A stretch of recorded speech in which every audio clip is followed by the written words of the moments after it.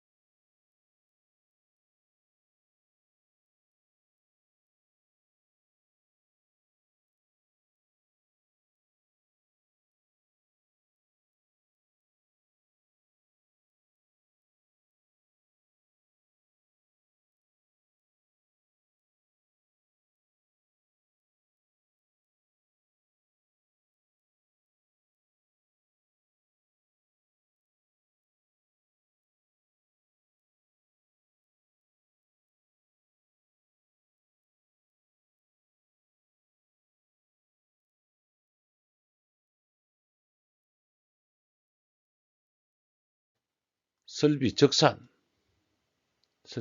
대해서 말씀드리겠습니다. 설비적산은 원가의 구성, 원가 관리라고 합니다. 원가 계산서라고 합니다. 원가 계산서는 순공사 원가가 있고 일반 관리비가 있고 이윤이 있습니다. 그 다음에 VAT가 붙겠죠. 부가가치세가 무조건 붙어줘야 됩니다. 총 원가의 얼마? 10%. 국가에 당연히 내야 되는 세금입니다. 총 원가는 순공사 원가, 일반 관리비, 이윤이 있으며 순공사 원가는 재료비, 노무비, 경비로 나눕니다. 순공사 원가는 재료비, 노무비, 경비로 나눈다.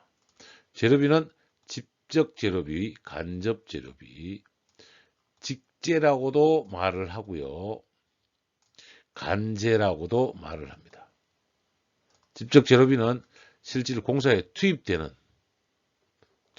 품목을 직접 재료비. 직접 투입되지 않지만 소모재나 가설재료, 소모품비, 공구, 손료 등은 간접 재료비에 해당이 됩니다. 직접 재료비를 구해서 간접 재료비를 퍼센티지로 넣는 것입니다. 노무비는 직접 노무비, 직접 공사를 하는 것, 노동력의 대가가 뭐다? 직접 노무비다. 여기에 급여, 수당, 퇴직급여 등이 직접 노무비입니다. 간접 노무비는 공사 현장에 있는 게 아니고 현장 소장이라든지 현장 기사, 공무, 팀, 작업 반장 등은 간접 노무비에 해당이 됩니다. 직접 노무비를 구하고 나면 퍼센트에 따라서 간접 노무비를 계산합니다. 경비, 공사를 시공하기 위해서 소요되는 공사 원가 중 재료비와 노무비를 제외한 원가를 경비라고 합니다. 쉽게 말하면 밥 먹고 사무실 얻고 임대료, 기숙사 이런 것들은 경비에 해당이 되겠습니다. 일반 관리비, 이것들은 현장에서 다 소모되는 돈이 순공사 원가이고 회사 사장 월급도 줘야 되고 회사를 돌려야 되는 직원 부분도 발생하는 부분이 제 비용이 일반 관리비가 되겠습니다. 이거는 회사를 위한, 회사 운영을 위한 거다. 이렇게 보시면 되겠습니다. 그 다음에 이윤. 농비, 경비, 일반 관리비의 10에서 10%까지 잡습니다. 15% 이내라고 하는데 뭐 3% 밑으로 잡아도 문제는 없습니다. 15% 이내를 잡고 거기에 이 순공사 원가 일반 관리비 이윤을 다 더한 거에 VAT를 10%더 계상해서 총 원가 관리를 계산하는 겁니다. 그림 적산의 순서에 대해서 알려드리겠습니다. 적산을 하기 위해서는 도면, 물가 정보, 물가 자료, 품셈 자료, 서식, 카탈로그 등이 필요합니다. 이걸 먼저 준비를 한 다음에 설계도를 검토하고 공사 범위에 대해서 또한 겹치는 부분인지 정확하게 확인을 합니다. 공사 내용과 범위를 파악하게 되죠. 그 파악이 끝났으면 도면에 따라서 설계 물량을 산출합니다. 그 다음에 공조인지 위생인지 가스인지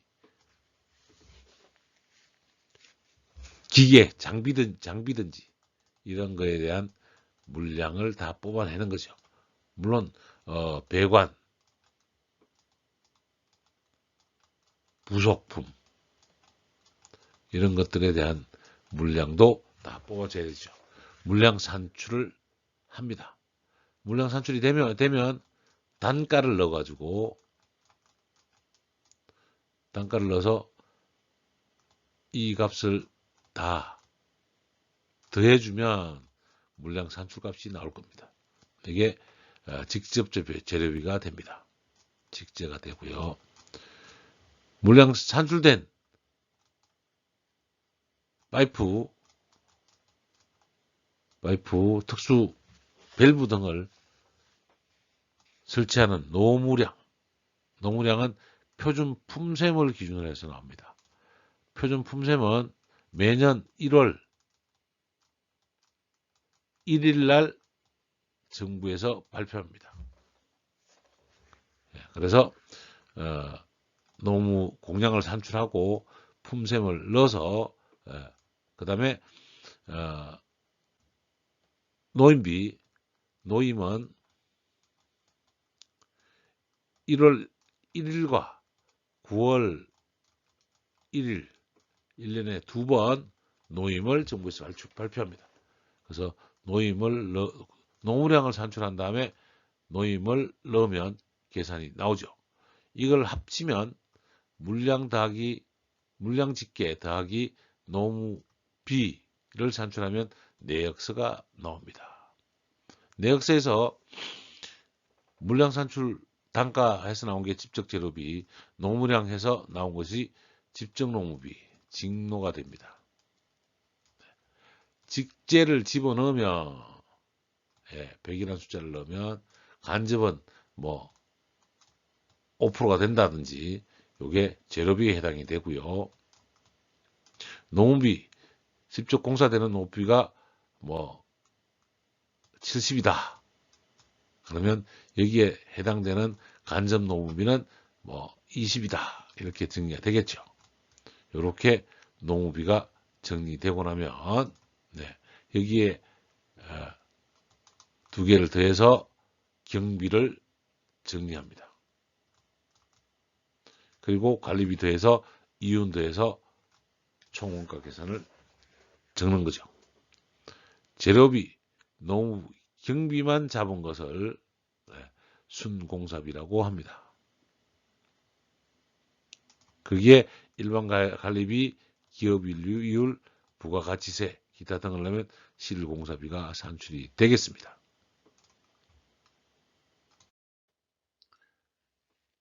배관 적산을 할 때 배관 도시기호를 알고 있어야 되고 설계할 때도 배관 도시기호를 정확하게 표시를 해주는 것이 중요합니다. 게이트 밸브는 일반 이렇게 그림을 그리고 그로우 밸브는 밸브 안에 점이 있습니다.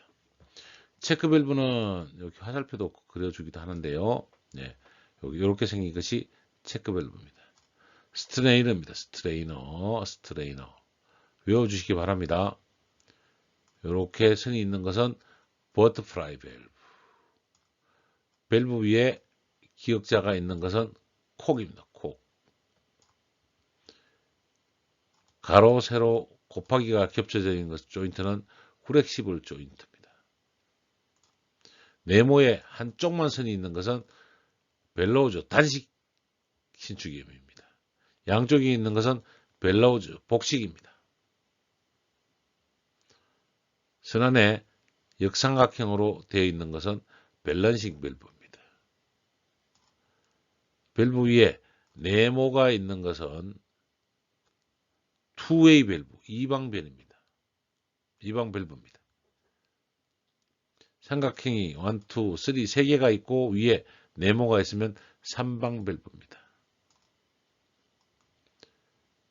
이렇게 삼각형 모양이 삼각형 위에 있으면 차압 밸브입니다. 차압 밸브. 동그라미만 있으면, 밸브 위에 동그라미만 있으면 수위 조절 밸브입니다. 전자 밸브는 동그라미 안에 S자를 쓰는 게 기본적인 원칙입니다. 감압 밸브는 감압되는 모양으로 삼각형을 쳐놓고 있습니다. 감압 밸브입니다. 안전 밸브는 밸브에 이렇게 쓰는 것도 안전 밸브고 콕에 요 그림으로 그린 것도 안전 밸브입니다. 동그라미를 그려서 곱하기가 들어간 것은 배관 고정점입니다. AAV는 배관 끝에 이렇게 됩니다. 본래 서 있게 되겠죠. 이렇게 밸브 위에 이렇게 서 있는 것이 뭐다? 오토 에어 벤트, 자동 공기 빼기 밸브입니다. 막대기로 된 온도계입니다. T자 이렇게 쓰는 게 온도계죠. P자로 쓰면 압력계가 되겠습니다.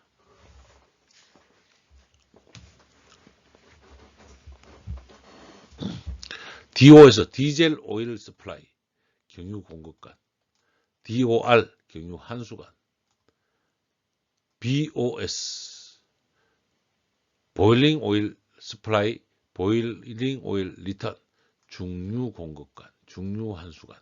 이렇게 S는 공급, 뒤에 있는 R은 리턴. 이렇게 표시를 하도록 하겠습니다.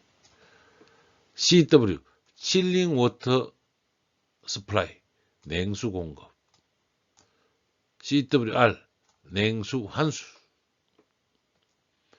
냉각수는 CS 쿨링 스플라이 냉각수 공급, CR 냉각수 리턴 환수. CHS 칠링 핫 스플라이 냉온수 공급, 냉온수 환수. ED 표시는 장비 배수, E는 팽창관, RS는 리프리저런트 스플라이, RL은 리프리저런트 리퀴드 액관, RS는 석션 리프리저런트 석션이네요. 공급이 아니고 요 냉매에 대해서는 S와 L이 다르다. 이렇게 외워주시고요. 얘만 조금 다른 S가 다른 의미고 FCS 펜코일 스플라이, 펜코일 리턴, 펜코일 드레인.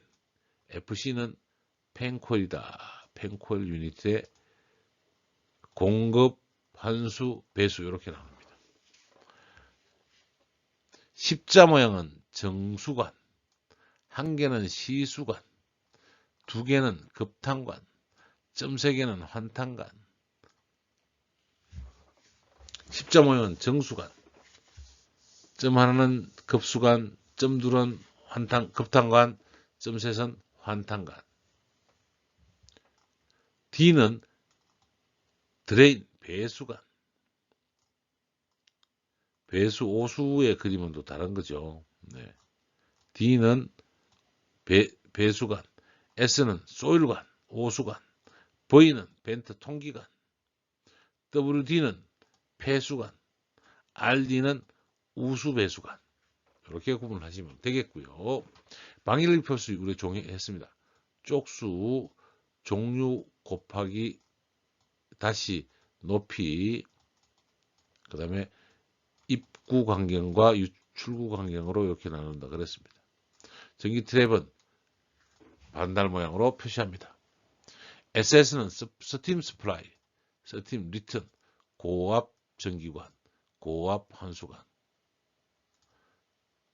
그 중에서 3개는 고압, 2개는 중압, 1개는 저압 전기관. HWS 핫 워터 스프라이, 온수 공급관. HWR 핫 워터 리턴, 온수 환수관. G는 가스 공급관. 이렇게 나눕니다. 소화배관으로 가겠습니다. 소화배관에 H는 옥내소화전, SP는 스프링쿨러, H는 옥내소화전, SP는 스프링쿨러, SPD는 스프링쿨러 배수관, SC는 연결송수관, HG는 할론가스관, 할론가스관. 강간 이염에 대해서 살펴보겠습니다. 2개는 플랜지, 크고 양쪽에 있는 것은 유니온, 곡간이 큰 것은 밴드, 완전히 꺾여진 것은 90도 엘보, 45도 엘보, T. 크로스는 뭐 이렇게 양쪽으로 해서 이렇게 선이 있겠죠. 크로스. 끝에는 맹플랜지, 캡, 플러그. 선이 하나 있는 것은 플러그. 이렇게 배관 도시기호에 대해서 살펴보시고 기억해 놓으시고 읽어 보셔야 됩니다. 화면을 세워서라도 책을 보고서라도 기계설비 관련 도시기호는 외우셔야 되고, 설계를 하거나 시공을 하거나 적산을 하거나 밸브 도시기호는 약속입니다. 약속. 그래서 그리는 사람이 정확하게 그려주고 읽는 사람이 틀리지 않은지 봐야 되고 정확하게 물량을 산출할 수 있어야 되는 것이 배관 도시기호를 봐야 되는 이유입니다.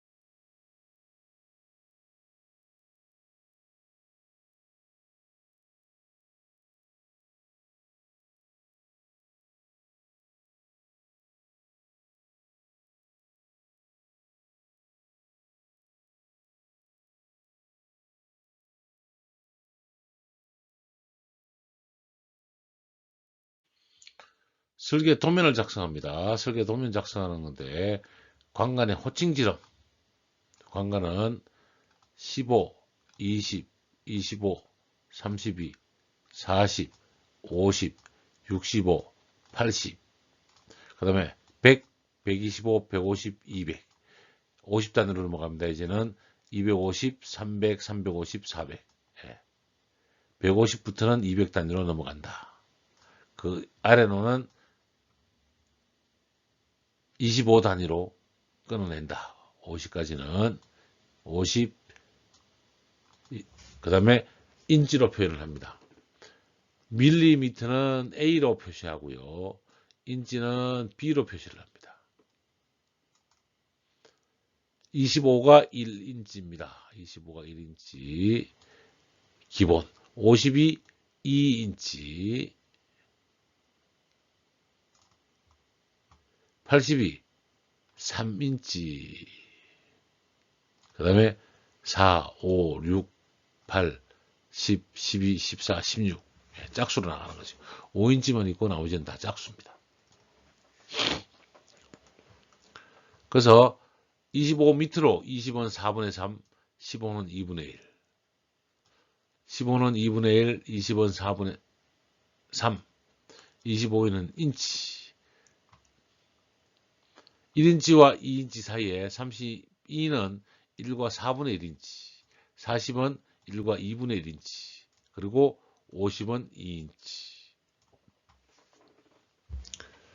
2인치와 3인치 사이는 65A가 있습니다. 2와 2분의 1인치. 그 다음에 3인치. 100은 4인치, 125는 5인치, 150은 6인치, 200mm는 8인치, 250은 10, 300은 12, 350은 14, 400은 16. 즉 400에 나누기 얼마? 25로 나눴다는 이야기죠. 그랬더니 16인치가 나오더라는 겁니다. 이렇게 호칭, 관간의 호칭 지름에 대해서 여러분이 기억해 주시기 바랍니다. 높이 표시, 바닥에서 배관이 떠 있을 때 높이 표시 GL, 땅, 그라운드 레벨, 땅을 놓고 GL, 제로를 이야기합니다. FL은 플로어레인, 바닥면을 기준으로 해서 설치하는 거죠. EL은 관의 중심입니다. EL. 관의 중심에서 FL 3000 그러면 바닥에서 3000 높이 중심에 배관이 있다는 이야기고, TOP는 관 상부, 바닥에서 관 상부까지 재는 것입니다. 관 하부까지 재는 것은 BOP, 버텀 옵 파이프. 그래서 바닥에서 바닥 하부까지, 파이프 하부까지는 BOP라고 합니다. 유체의 표시기호에 대해서 알아보겠습니다. 물은 영어로 water, 그래서 W, 공기는 air, A, 가스는 G, 수증기는 steam, S, 유리는 oil, O로 표시한단 말이죠. 물은 W고 청색으로 표시합니다. 공기는 A고 백색으로 표시합니다. 가스는 G고 황색으로 표시합니다. 수증기는 S이고 적색으로 표현합니다. 기름은 O이고 어두운 주황색으로 표시를 합니다. 문제 46번. 배관 제도에서 배관의 높이, 표시 기호에 대한 설명으로 틀린 것은 TOP, 바깥 지름을 윗면으로 기준으로 표시한 것이 TOP, FL, 일정 바닥면을 기준으로 한 표시 맞습니다. EL, 관의 중심면을 기준한 거네요. 아랫면이 아니고 중심이 EL입니다. 틀렸습니다.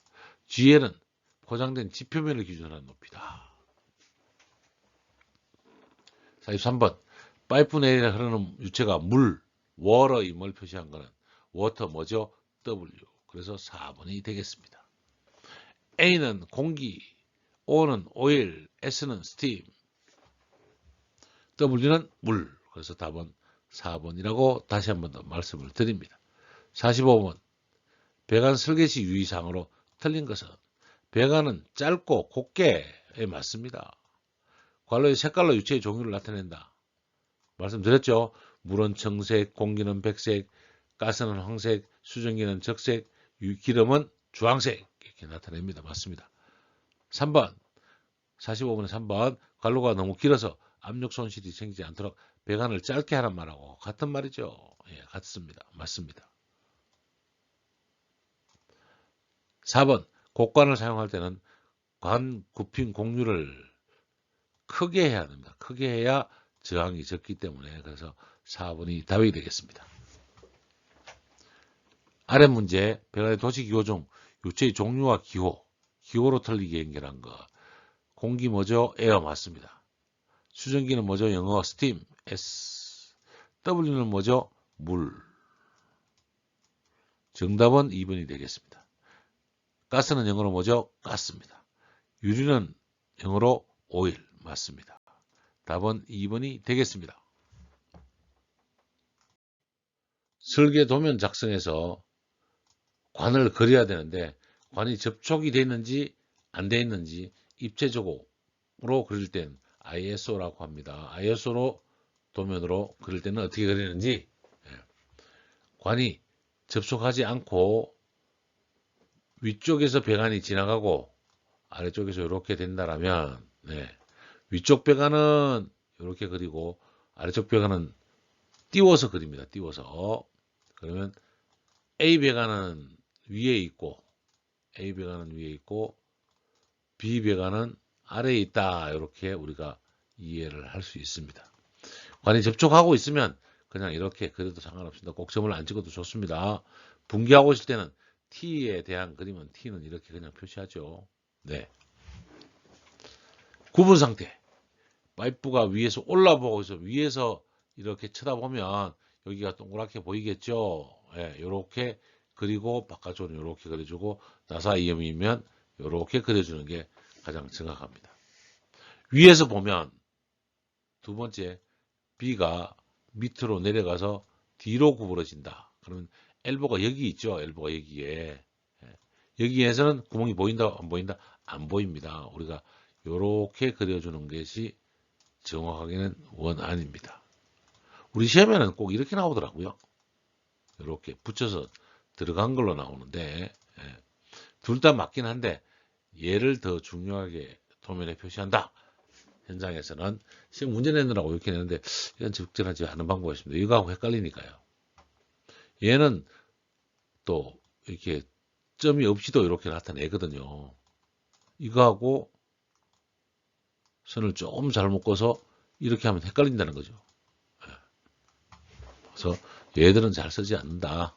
이렇게 올라올 때는 이렇게 사용하고 배관이 이렇게 올라올 때는 위에서 봤으니까 이렇게 사용하는 것이고, 배관이 위에서 내려올 때는 위에서 봤을 때 이런 모양으로 보인다. 이렇게 이해를 해주시면 좋겠습니다.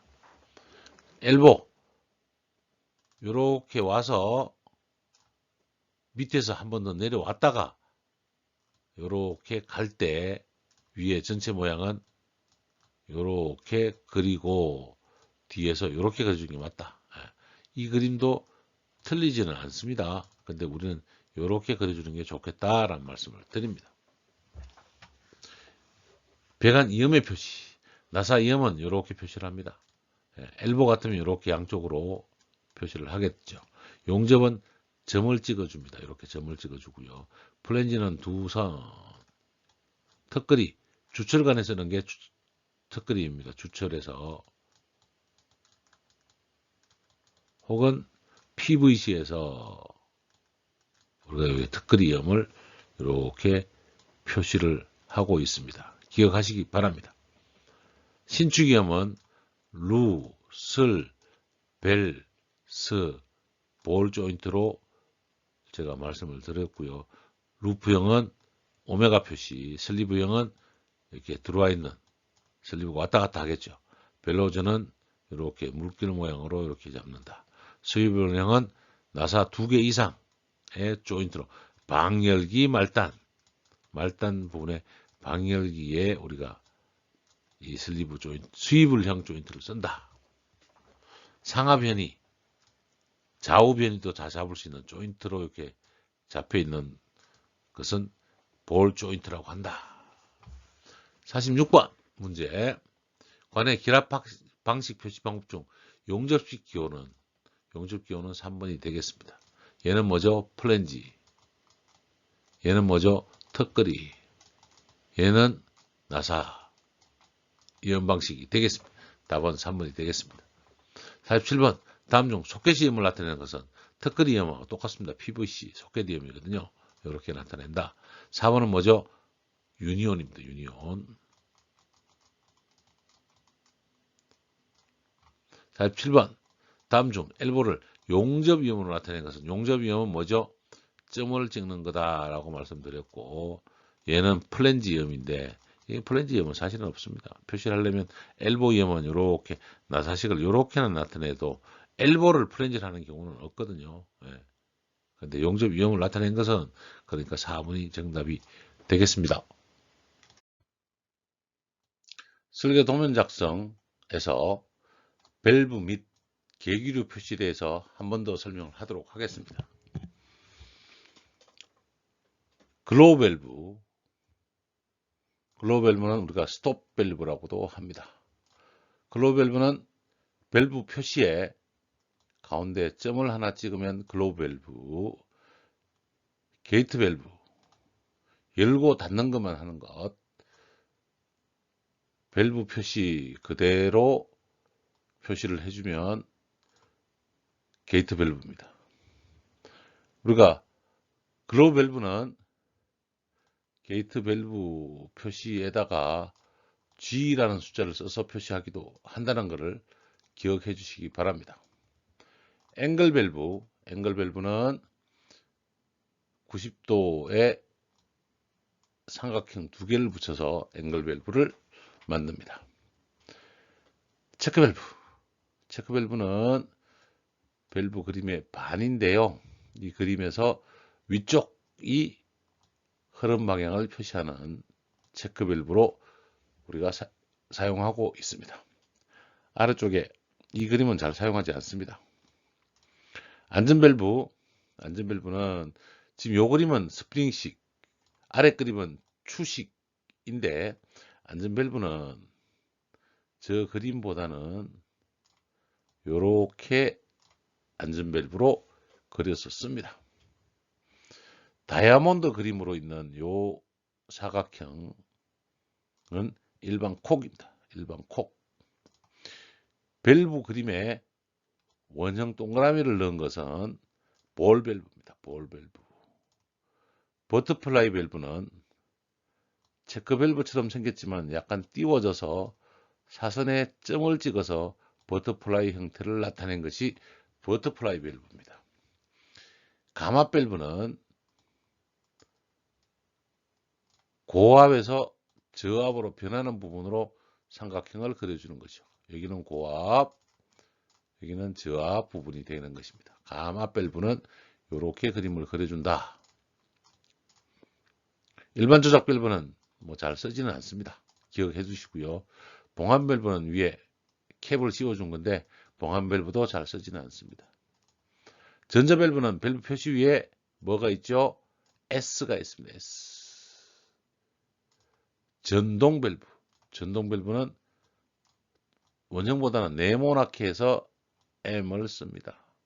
지금 이 그림은 투웨이 밸브다. 투웨이 밸브를 표시하고 있고요. 3웨이 밸브는 밸브에다가 하나 더 표시하고 위쪽에 M자를 표시하면 3웨이 밸브가 되는 것입니다. 다이아프램 밸브는 이렇게 오목한 빵 모양을 하나 얹어 놓은 것이 다이아프램 밸브입니다. 닫혀 있는 밸브는 까맣게 칠하고 닫혀 있는 코크는 까맣게 칠합니다. 온도계는 T자로 표시하고 압력계는 P자로 표시하는데, 온도계는 이렇게 긴 직사각형으로 온도계를 표시하기도 합니다. 온도계, P는 압력계. 관 말단의 표시입니다. 관 말단의 표시. 두 개는 뭐죠? 막힌 프렌지, 맹 프렌지. 이렇게 씌워 놓은 것은 캡. 빵 모양을 옆으로 이렇게 만들어 놓은 것은 용접 캡. 그 다음에 관 끝에다가 역삼각형을 만들어 놓은 것은 플러그입니다. 플러그. 관지지 기호. 관지지와 일반 장비 기호가 되겠습니다. 동그라미 안에 삼각형을 눕혀 놓은 것은 펌프. 사각형 안에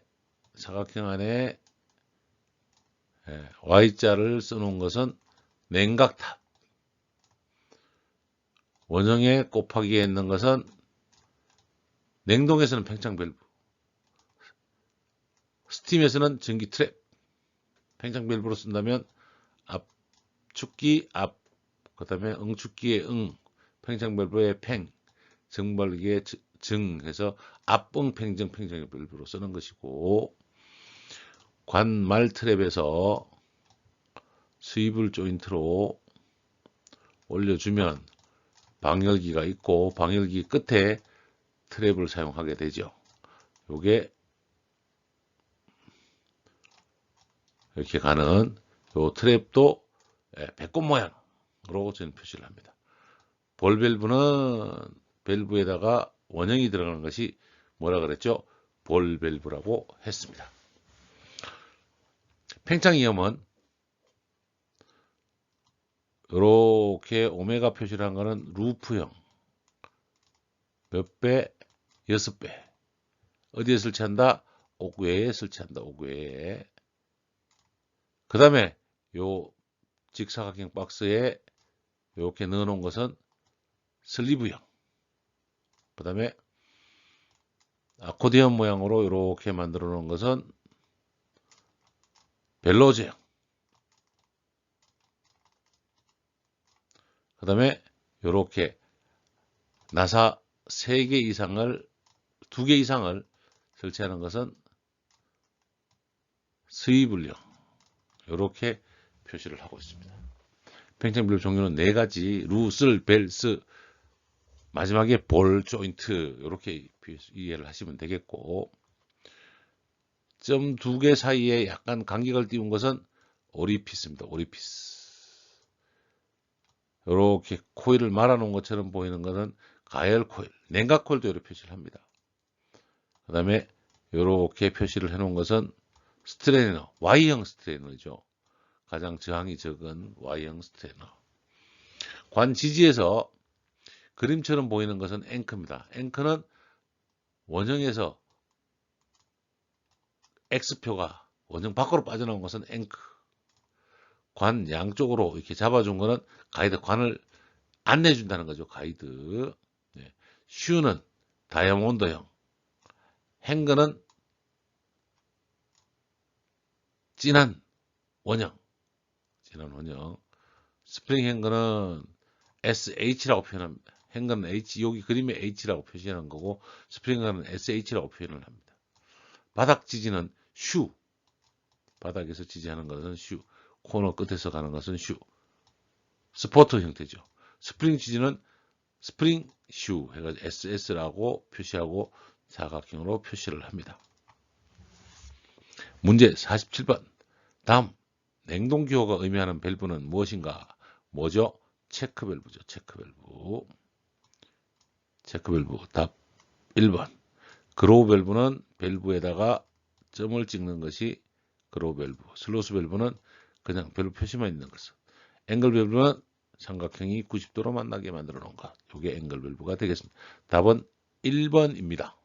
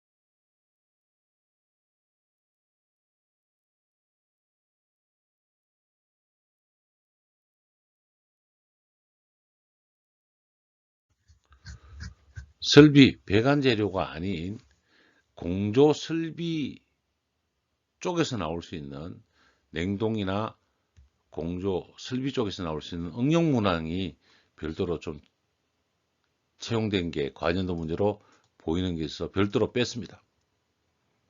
장비 쪽에서 나오는 문제가 좀 배출되고 있으니 장비 쪽에서만 충분히 공부해도 이 문제들을 풀 수 있을 걸로 생각합니다. 50번. 냉각탑을 사용하는 경우 일반적인 냉각수 온도 조절 방법이 아닌 것은 투웨이 밸브, 쓰리웨이 밸브, 송풍기 온오프 제어는 제어하는 방법이고 포웨이 밸브는 없습니다. 답은 3번이 되겠습니다. 냉각탑을 제어할 때는 투웨이, 쓰리웨이 밸브, 송풍기를 제어하는 방법이 있다. 이렇게 이해를 해주시면 좋겠습니다. 49번. 다음과 같이 압축기와 응축기가 동일한 높이에 있을 때 배관 방법으로 적당한 것은 압축기와 응축기가 동일 항목에 있으면 이렇게 올라와서 올라간 다음에 내려와야 됩니다. 왜? 올라갈 때는 냉동유가 백업되게 하는 것이고 올라갔다라면 응축기로 차라리 넘어가게 하는 방향이 됩니다. 그래서 응축기 냉매에 따라서 분리대인을 해가지고 냉매를 해소하고 가스 퍼즐을 해주고 냉동기는 다시 잡아넣는 것이죠. 이거는 이렇게 한다면 프레온 경우에 이렇게 정리해서 씁니다. 41번. 냉각탑 주위 배관시 유의사항으로 틀린 것. 냉각탑 주위 배관으로 하고 있습니다. 2대 이상의 개방형 냉각탑을 병렬을 할 때 냉각 수위를 동일하게 한다. 냉각탑이 2대가 이렇게 설치되면요. 설치되면 냉각탑에는 뭐를 설치한다? 연통관을 설치합니다. 연통관. 무슨 관? 연통관을 설치해서 수위를 일정하게 조절하는 것이 연통관이다라고 알아주시면 되겠고, 배수 및 오버프로 관은 직접 배수를 한다. 왜? 직접 배수를 하면 배수에 있는 오염된 것이 오염물질이 냉각탑으로 올라가서 크로스 커넥션이 될 수 있다. 크로스가 될 수 있다. 그래서 무슨 배수를 한다? 간접으로 한다. 냉각탑은 직접 배수다, 간접 배수다. 간접 배수다. 그래서 틀렸습니다. 냉각탑을 동절기에 운전할 때는 동결 방지를 고려한다. 당연히 고려해야 되고 수조에다가 히타를 심는다든지 이렇게 하는 방법이 있고 아예 물을 돌리지 않는 방법이 있고 회원을 돌리지 않고 설치하는 방법도 있습니다. 고려해야 되고요. 냉각수 출입구 측 배관은 방전 임을 설치해서 냉각탑 진동이 배관에 전달되지 않도록 한다. 냉각탑 하부 물통이라면 밖에 내려오면서 하나는 급수관이 되고 노즐로 살포하겠죠.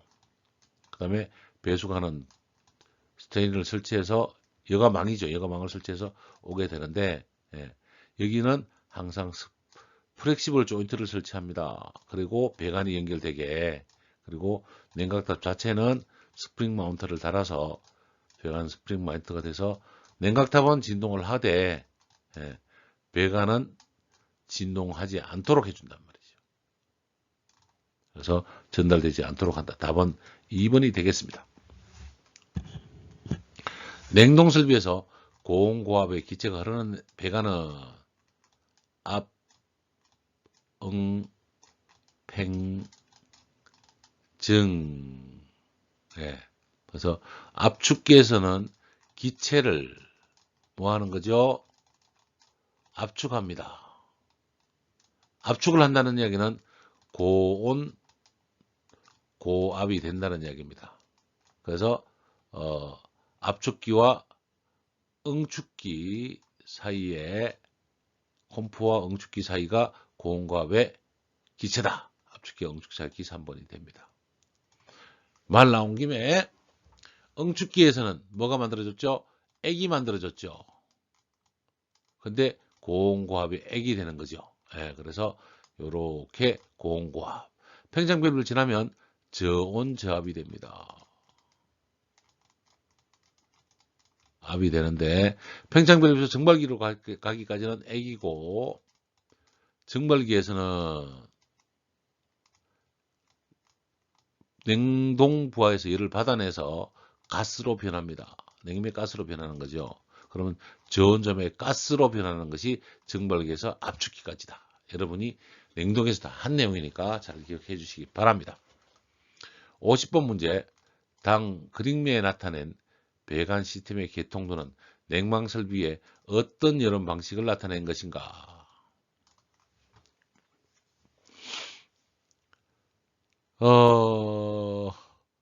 압축기, 응축기, 팽창 밸브, 증발기로 돌아가는 냉매, 집적 냉매 순환 방식인데 냉수로 돌리니까 2차 브라인 방식, 간접 냉매 방식이 됐습니다. 순환 펌프 여기 있고요. 간접 냉매 방식이고 냉수는 물이죠. 냉수 브라인이죠. 브라인을 돌려서 공조기에서 공조기는 AHU 그래서 냉풍이 실내로 가는 부분이고 응축기에서는 냉각수를 돌려서 이렇게 돌려주는 방식이다라고 볼 수 있겠습니다. 겨울철에는 3A 밸브를 설치해서 냉수 순환 온도에 따라서 이렇게 돌릴 수도 있는 방식으로 할 수 있습니다. 그런데 냉방 설비의 방식은 2차 브라인을 냉수를 냉유를 하는 냉매 방식이다. 1번이 정답이 되겠습니다. 44번 냉동장치의 토출배관 시공시 위험사항 압축기 토출배관이네요. 관의 함유는 T염보다 Y염을 한다. 두 개의 압축기가 있어서 이렇게 응축기로 보낸다라면 T자로 이렇게 하면 두 개가 싸우겠죠. 이럴 때는 Y자 형태로 이렇게 올려주는 것이 두 개가 싸우지 않는 형태가 됩니다. 이렇게 하지 않고 T보다는 T로 이염은 쓰지 않고 Y염으로 사용한다. 이렇게 이해합니다. 맞습니다. 압축기의 정중에도 응축된 냉매가 압축기를 응축하지 않도록 한다. 왜? 그래서 올라간 배관은 응축기로 순구배를 줘서 보내서 압축된 냉매가 압축기로 돌아올 수 없도록 액압축이 냉동기에서는 가장 무섭습니다. 맞습니다. 압축기에서 입상된 토출배관의 수평 부분은 응축기 부분으로 상향 구별을 한다. 아닙니다. 콤프에서 나오는 압축기는 올라 보내서 응축기로 이렇게 순 구배를 줘서 콘덴사로 구배를 주게 됩니다. 3번이 틀렸습니다. 여러 대의 압축기를 병행할 때는 가스 충돌로 인한 진동이 없게 한다. T보다는 Y형으로 해서 진동이 없도록 해주는 것입니다. 기왕이면 1번 냉동기, 2번 냉동기가 있다라면 1번 냉동기는 이렇게 꽂히고 2번 냉동기는 이렇게 꽂히게 해주면 없겠죠. 이게 응축 콘덴서가 된다면 이런 배관 방향이 더 좋겠습니다. 44번 압축기에서 응축기로 가려면 응축기 쪽으로 하향 구배를 한다. 순구배를 한다. 답은 3번이 틀렸습니다. 공조설비 응용 문항에서 문제를 풀어보도록 하겠습니다. 좌측 상부 첫 번째 문제 47번 공기조화기에 설치된 공기 냉각후에 흐르는 냉수에 적정한 유속은 1에서 2m/s 아닙니다. 미안합니다. 1.5 m/s 이하 요것이 정답이 되겠습니다. 1에서 2m/s까지 씁니다. 그래서 1번이 답이 되겠습니다. 약 그랬으니까 이게 틀렸다고 볼 수는 없을 것 같아서 1번을 정답을 해주시면 되겠습니다. 48번 각 난방 방식과 연결된 용어로 옳은 것은 온수 난방, 온수는 Q는 GC 델타 T 현열입니다. 그래서 틀렸습니다. 전기 난방, 팽창 탱크 상관없습니다. 온수 난방에 필요한 것입니다. 틀렸습니다. 온풍 난방, 팽창간 이거 냉동기에 필요한 양이죠. 틀렸습니다. 복사 난방, MRT 평균 복사 온도 복사 난방은 복사 온도하고 관계 있습니다. 그래서 평균 복사 온도와 관계 있겠습니다. 그래서 4번이 정답이 되겠습니다. 50번 펌프 주위 배관에 대한 설명으로 틀린 것은 펌프 주위 배관 1번 흡입방 기능 가능하면 짧게 한다. 예, 맞습니다. 캐비테이션이나 서징 현상을 방지하기 위해서 가장 짧게 합니다. 흡입관은 펌프를 향해서 50분의 1 정도 구배가 되도록 한다. 네. 펌프가 있다면 수면에서 아래에 있는 밸브가 뭐죠? 풋 밸브에서 이렇게 흡입을 하는데 올라올 때는 차라리 공기가 따라 올라올 수 있도록 올림 구배, 역구배가 되도록 해주는 것입니다. 3번 토출관에는 그로우 밸브를 설치하고 흡입관에는 체크 밸브를 설치한다. 예. 여기 토출관에는 그로우 밸브를 설치할 수 있지만 밸브 이후에 체크 밸브를 꼭 설치해서 이렇게 하고 흡입관이 아니고 토출관에 설치한다. 그래서 흡입관이 아니고 토출관이 틀렸습니다. 그래서 답은 3번이 되겠습니다. 흡입 쪽에는 진공계, 토출 쪽에는 압력계를 설치한다. 예. 토출 배관에는 압력계를 불호동관에 압력계를 설치한다. 압력계 표시는 P죠. 네. 흡입관에는 물론 우리가 진공계를 설치하기 할 수 있지만 진공도 보고 압력도 볼 수 있는 무슨 계? 연성계를 설치합니다. 연성계. 진공계도 맞습니다. 틀리지는 않습니다. 그래서 맞습니다. 그리고 양쪽에는 플렉시블 조인트를 우리가 꼭 써서 조치를 해야 되겠습니다.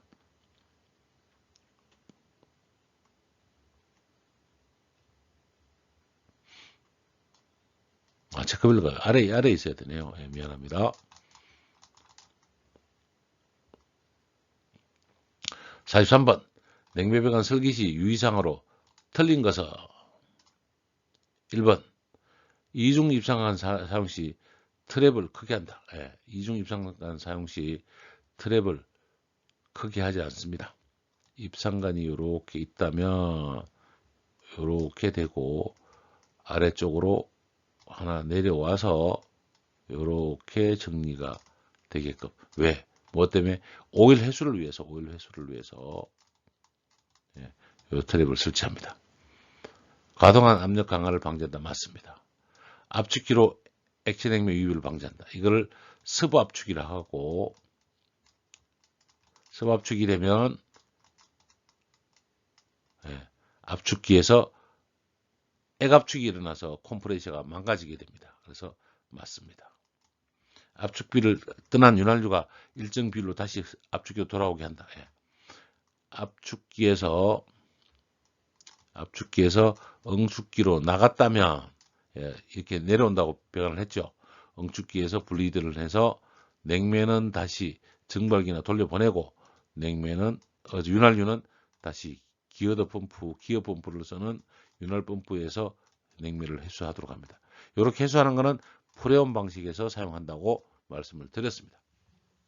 42번 다음은 횡형 CLN 튜브 타입 응축기 구조도이다. 열 전달을 고려하여 냉매가스 입구는 어느 곳에 설치해야 되는가 이렇게 이야기를 하고 있습니다만 항상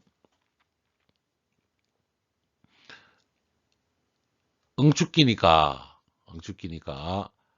3번은 냉각수 입구 2번은 냉각수 출구 이렇게 되고요. 냉각수 물이 들어가서 물론 이렇게 유동두식으로 보이는데 이렇게 냉각수가 나오고 관을 타고 들어가겠죠. 이렇게 여러 관을 타고 여기는 이렇게 정리가 되어 있으니까 헤드가 이렇게 정리가 되어 있을 거고 이렇게 냉각수가 탈 겁니다. 그러면 위에서 들어올 때 압축기에서 만들어진 냉매 가스가 고온과합의 가스가 위에서 들어와야죠. 식으면 이쪽에 아래쪽에 냉매액으로 고여서 이렇게 빼나가는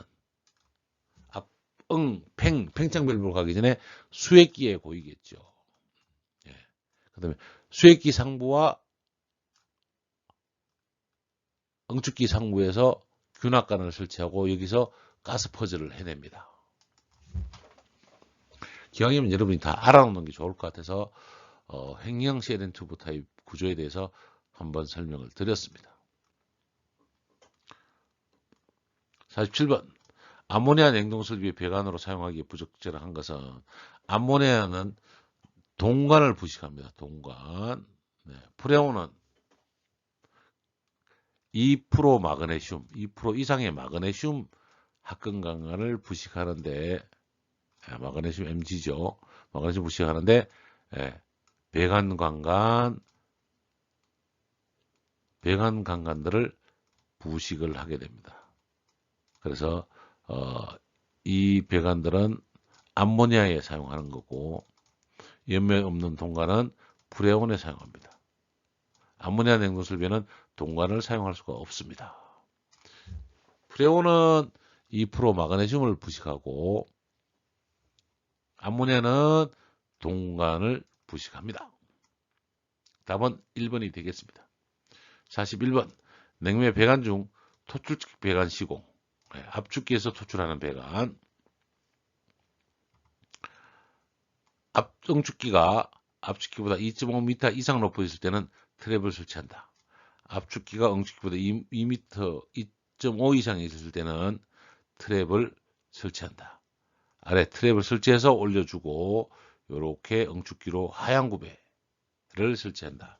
요거 기억해 주시기 바랍니다. 수평으로 있더라도 응축기가 여기 있더라도 올라와서 이렇게 하향 구배로 응축기에 넣어준다. 이렇게 보시면 되겠습니다. 수직관이 높으면 2m마다 한 개씩 아닙니다. 10m마다 한 개씩 압축기가 위에 있고 응축기 위에 있을 때는 몇 미터마다 10m마다 트랩을 설치합니다. 그래서 팽창 밸브가 있고 팽창 밸브에서 증발기를 달았는데 증발기도 10m가 넘네요. 그럼 증발기에서 오는 관도 이렇게 트랩을 설치해줘야 냉매유가 정상적으로 되는데 트랩 한 개의 거리는 몇 미터? 10m다. 이렇게 보시면 되겠습니다. 답은 2번입니다. 토출관의 합류는 Y형으로 한다. 토출관이 굳이 구비가 돼야 되면 토출관은 압축기 토출관은 차라리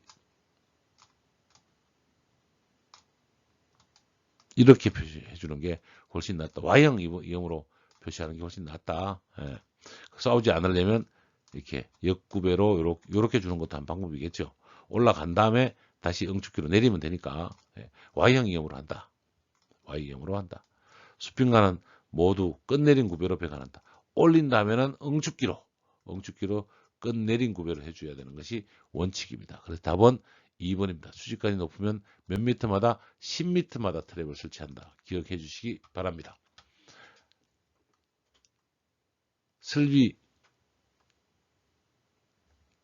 운영관리에 대해서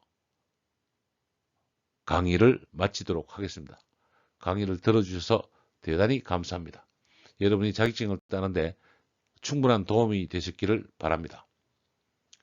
감사합니다.